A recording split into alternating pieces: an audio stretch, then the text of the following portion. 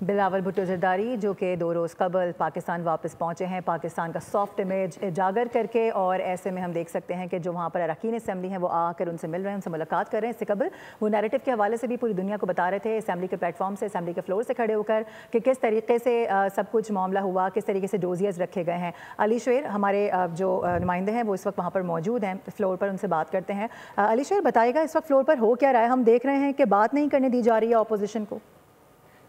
जी बिल्कुल, chairman Pakistan peoples party जो है बिलावल भुट्टो ज़रदारी, उन्होंने बड़ी तफसीली तकरीर की बजट के हवाले से भी, और खासतौर पे जो उनका सफारती दौरा था अमेरिका, यूरोपीय यूनियन का, अक़वाम मुत्तहिदा की कमेटियों का, तो उस पर वो बात कर रहे थे। तो जब वक्तन फ़क्तन PTI के जो अरकान हैं वो उसमें लुक़मे दे रहे थे या तंज कर रहे थे। खासतौर पर इकबाल अफरीदी जो पाकिस्तान तहरीक इंसाफ के रुकने कौमी असम्बली हैं, उन्होंने बार बार इंटरप्ट किया। इसी तरह से कैसर और उमर यूब भी 1-2 बार खड़े हुए, 2-3 मरतबा इस तरह की जो है वो बातचीत में इंटरप्ट किया गया, जिससे पीपल्स पार्टी ने भी उसका रिएक्शन दिया। लेकिन फौरी तौर पे तो उन्होंने उसके तकरीर को जारी रखा।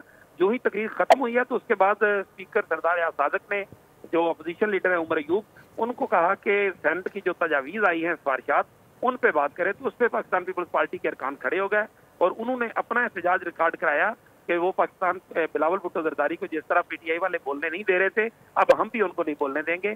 जिससे स्पीकर ने पीपल्स पार्टी को रिक्वेस्ट की, बार बार रिक्वेस्ट की, आप दिल बड़ा करें और इस तरह से ऐवान को चलने दें। इकबाल अफरीदी ने कहा कि हम ऐवान नहीं चलने देंगे, जिस पर स्पीकर ने कहा कि किसी सूरत भी हम आपको ऐवान को रोकने नहीं देंगे, आपकी ये भूल है कि हम आपको ऐवान नहीं चलाने देंगे।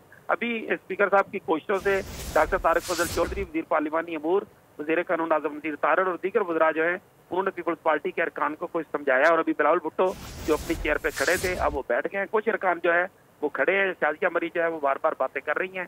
आगा रफीउल्लाह जो है वो भी कह रहे थे, उन्होंने कहा कि ये भारत की ज़बान बोलते हैं इस ऐवान में, तो हम इनको कैसे बोलने देंगे, किसी सूरत ये हमें नहीं बोलने देंगे तो हम इनको भी नहीं बोलने देंगे। तो इस तरह ये शोर शराबा जो है वो इस वक्त भी कुछ थमना शुरू हुआ है, लेकिन कुछ देर पहले तक जो है ये काफ़ी ज़्यादा शोर शराबा था। उम्मीद की जा रही है कि शायद कुछ ही देर में ये मामला ठंडा हो जाएगा और ये इजलास दोबारा शुरू हो जाएगा। इजलास दोबारा शुरू हो जाएगा। लेकिन अली, हम देख रहे हैं कि ऐवान में अफरा तफरी की सूरत हाल तो है ही, लेकिन बिलावल भुट्टो ने अपने तफसीली खिताब में एक बड़ी अहम बात की है। ज़राई इमरजेंसी नाफिज करने का ऐलान किया गया, मुतालबा किया है बिलावल भुट्टो ने।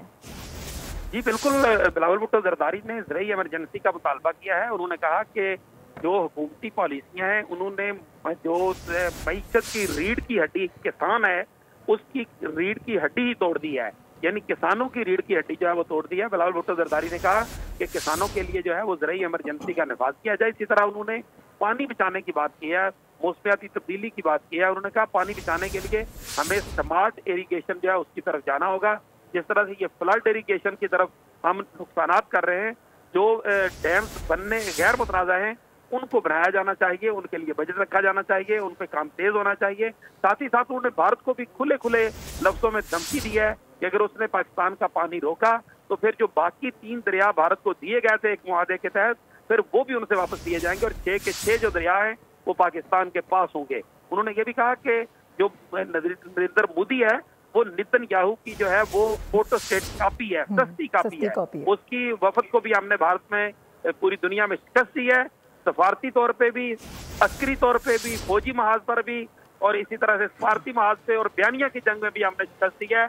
उम्मीद है कि भारत को कुछ अक्ल आ जाएगी, लेकिन अगर उसे अक्ल नहीं आएगी तो हम पानी पे जंग करने के लिए फिर भी तैयार होंगे। जी अच्छा अली शेर, आपसे ये भी जानना चाहेंगे कि इजलास उस वक्त शुरू हो चुका है, कौन कौन से अहम पॉइंट्स हैं, कौन कौन से एजेंडे हैं जो कि इस इजलास में ज़ेर गौर आने हैं? तो जाहिर है मिडिल ईस्ट की जो सिचुएशन है उस पर बात हो रही है, बिलावल भुट्टो की जानिब से जो पूरा नैरेटिव बिल्ड किया गया पूरी दुनिया में जाके, जो उन्होंने पाकिस्तान का सॉफ्ट इमेज उजागर किया, इसके अलावा बताइएगा। अभी इस वक्त जो है वो स्पीकर साहब की मुदाखलत से कुछ चीज़ें सेटल डाउन हुई हैं।